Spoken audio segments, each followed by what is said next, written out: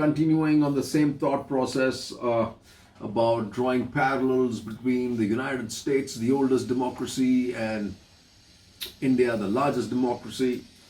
A lot of glee in a lot of places, like especially in despot countries like Russia and China. Obviously, for obvious reasons, they think that their system may have more to show for being more in control than the United States, which obviously they're projecting as being in shambles, which is now essentially what their marketing skills are going to be. I mean, that's going to be their marketing ploy in all these underdeveloped countries of Africa, Latin America, the Pacific Ocean, and obviously South Asia and Southeast Asia. However, as somebody said yesterday, this laughter will be short-lived, because the American system, it seems so far, has kind of been able to overcome this major threat to democracy, which obviously, as you can see, democracy is obviously very fragile, and a despot, a megalomaniac, authoritarian person can quite easily put the democracy at risk and kind of take it over. This can be a democratic coup. If that's possible in the United States, it for sure is possible in India, because both sides, you see that nationalism there, it's make America great again. Here it's constantly beating up on Pakistan and nationalism, anybody who says anything against the government. And in both cases, the Republicans have started, basically the government was essentially just Trump, and here it's Prime Minister Modi. It's only about those two guys, and anything said against them is taken as something being against the country. And I think these are all very slippery slopes, essentially. Draw a parallel. My son has just jumped in from from the frying pan into the fire. He was in the frying pan when I was in Los Angeles because of the COVID threat. Yesterday he went to DC. And that's not, it's a city one doesn't know is under siege when you see the kinds of images coming out with all the national guard. Maybe it's the most secure place. But according to him, it's kind of empty, right? The B&Bs have been cancelled, it's kind of empty. But there is threat hanging in the air, an expectation of violence on the 20th. But I think this time maybe the security agencies are ready, the National Defense Guard is out in every capital. But who would have thought you would see a day like this, right? So as we go along, we see why does this happen? As Gurcharan Das rightly writes, US-India stop the uncivil wars. When a nation forgets its own people and institutions weaken, we are at the abyss. The reaction in India was divided. Some worried that a weakened America would be unable to help India to contain aggressive China, breathing down at borders. A few were smug, seeing an America at odds with itself, getting a taste of its own medicine. However, if the oldest and longest existing democracy had seen the edge of an abyss, what if it happened in India with much weaker institutions? This is what I've been talking about. Trump supporters had failed to subvert the constitutional order. It's because democracies entrust power in institutions, not in rulers. US Congress went on to confirm President-elect Joe Biden's victory. Even Trump in the end wasn't above the law. The lessons for India is to strengthen our weak institutions. More worrisome is the tragic divide in America and India, which has brought about an age of hatred. The storming of the Capitol wasn't one-off occurrence instigated by an unhinged leader. It's a symptom of a deeper disease that Biden will have to live with. In India, we must worry about our own uncivil polarization. Our BJP and Congress parties resemble America's Republicans and Democrats. The tribalism, that's really good, endangers the existence of the world's two largest democracies. The lesson for India's divisive politics is that the insurrection in America wasn't limited to a lunatic fringe only. It was far wider than that.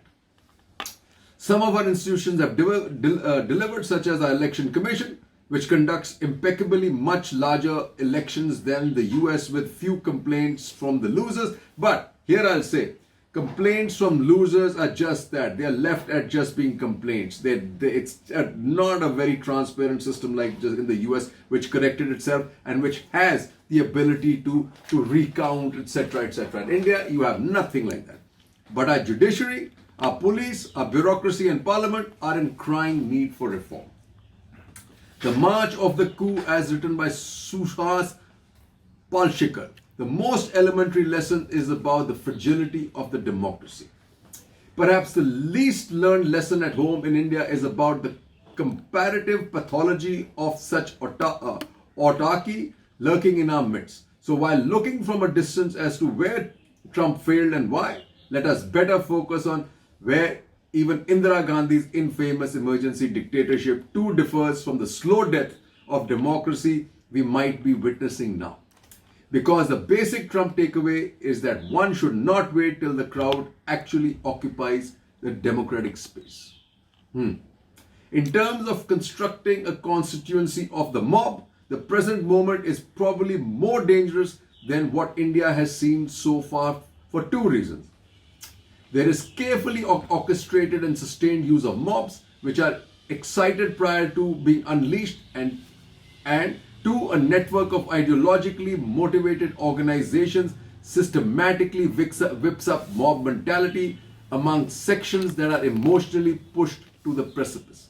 Secondly, the present moment is characterized by an unprecedented institutional collapse. Executive coups are dependent on bureaucracies for their operational competence and on courts for the constitutional location of political chicanery.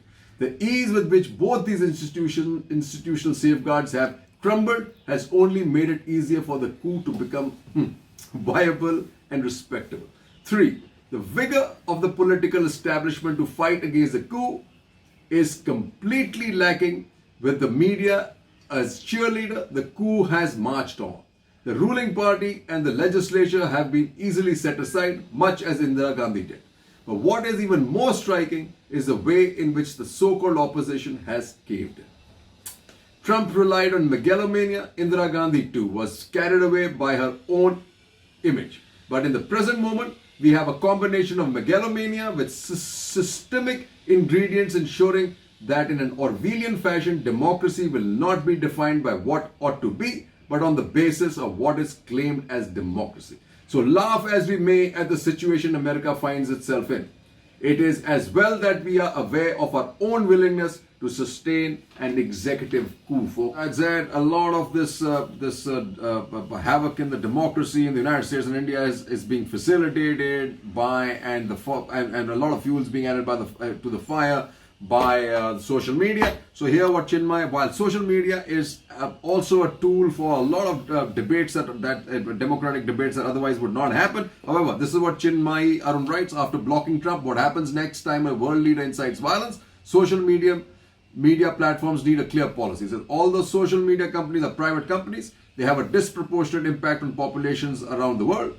That is why experts, including the former UN Special Rapporteur for Freedom of Expression, David Kaye, have argued that platforms ought to follow international human rights law, especially the UN guiding principles on business and human rights. This is what is important. Right?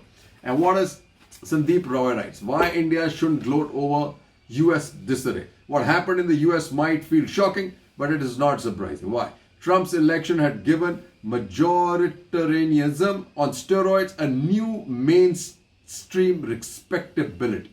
So it's given the majority steroids. But what we gloat at, we gloat at our own peril. We forget that this creature pumped up by conspiracy theories, fake news, and national resentments isn't unique to America at all. Neither is it just slouching anymore. And you remember, and we are also just like this right-wing guys in the United States. Really are conflicting appreciation of science. On one side, Mr. Modi, Prime Minister, says, oh, science and we must believe in science. Then all his other guys, on the other hand, are going towards the past. As Swato Gongli writes, ideologies of declinism prevent us from seizing opportunities in the present. Back to the future. It is odd Therefore, the narrative of past glory and present degeneracy, let's call it ideology of declinism, have gripped present-day Indian politics. While India remains mired in culture wars at whose root is an overtly romantic view of the past, societies as different as America or China are more pragmatic, and that's why they're way ahead. The future orientation rather than obsessing with the past enables them to move ahead and go ahead. Our present needs to be the point of origin, and the past must be in the service of the present, not the other way around. Uncritical reverence for anything remote in time cannot be a panacea for our problems. And this is where you land to this. Emotions to earthquake, Einstein waves, a government body's cattle class. On Tuesday, the Ayog uploaded on its website a 54-page reference material for the Kamdhenu Gau Vigyan Parchar Prasar examination to be held on February 25th. The material would help candidates get maximum awareness about Kamdhenu Gau Vigyan. What does it talk about? It says the reference material talks of length about the divinity of the cow, mentioning the Rig Veda to the Bible, adding her face epitomizes innocence, her face epitomizes innocence, her eyes reflect peace, her horns royalty, and her ears intelligence. Her udders are the fountains of ambrosia in the form of milk. Her tail a stairway to the higher regions of being. And then look at this. Why is the Indian cow better? Quality of Gau Mata milk best in the world. Medical benefits. Milk yellow from gold traces. Sona hai. Gau Mata clever enough to never sit in dirty places. I only find her in dirty places. Gau Mata stands if unknown people approach. Never known her to sit. And why is the other guy bad? The Jersey cow. Quality not good. Europe never has Jersey milk directly. Not found in Jersey milk. Jersey very lazy.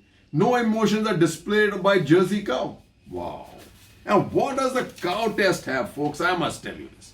The cow test. How can you tell the difference between the foreign import Jersey cow and the Indian Desi cow? And what are the answers, folks? The Desi cow is calm, loving and hygienic. The Jersey cow is lazy and unclean. It has high fat content in milk because of decades of appeasement by past governments. All of the above. So guess which one is better? Then who played the role of Mother India in 1957? Film directed by Mehboob Khan. Folks, I thought it was Nargis. But hey, but it is, you got other choices here, folks. Miss Jersey from Channel Islands, Britain, Nargis, and then Gau Mata from Gorakhpur.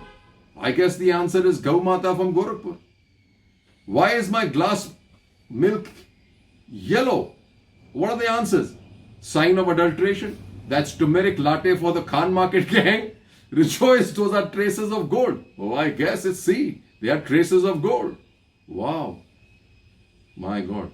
What is the most effective argument against cow slaughter? It causes devastating earthquakes. There is none if you're in Kerala. Bisara Dadri. Obviously, apparently the answer, it causes devastating earthquakes. Wow. How can you show love to a cow? Feed it grass, let it out to the streets. When it is old, it can spread communal violence. This is really funny. A government of bovine worshippers leads its citizens towards prosperity. Wow. And the answers are true, false, move. So a government of bovine worshippers. So this obviously is challenging for democratic norms. And because science is critical for democracy. And if you give a short shrift, that one side you have a situation where you talk about, hey, the Muslims are not taking vaccines, so they are against anti-Indian scientists. On the other side, you have this. Where will we go? Why this conflict of thought? I don't understand. And then, when you talk about this, you have a phobia called love jihad. It speaks to Hindutva's long-running insecurities about conversion and is driven by need to curb free will silence protest. Well, for the larger Hindutva project is fundamentally about consolidating Hindu society across caste differences, and the Muslims are the punching bags. The victims from the Valmiki Dalits so basically what I'm saying is, at the end of the day, democracy in India, while we laugh, snigger about what happened in the United States, this is the insidious coup that is happening in India, folks. Jai Hind.